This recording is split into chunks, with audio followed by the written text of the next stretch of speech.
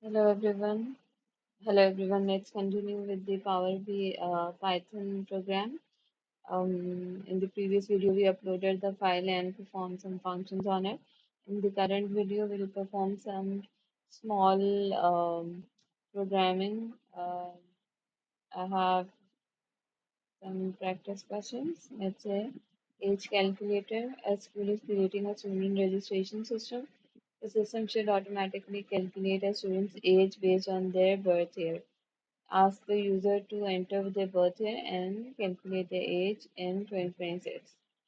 Let's start with this. In this, first we need to create a variable input birth year. Okay, so birth year is equals to, it can be float, it can be integer. So we'll write integer input in inverted commas. Enter your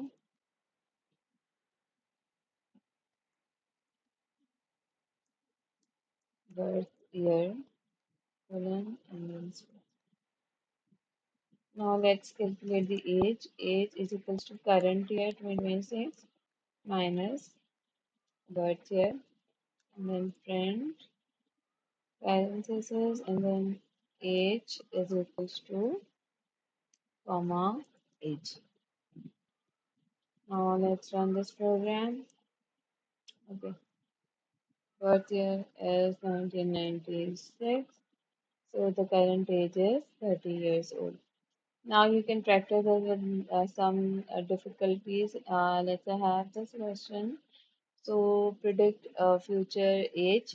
A university admission wants system wants to estimate a student's age of 5 years from now. So write a Python program that asks the user to enter their birth year and calculates their current age in 2026 and the age in 2031. So the sample output is also present here. So you will enter the birth year and the current age and the age in 2031 will be calculated automatically.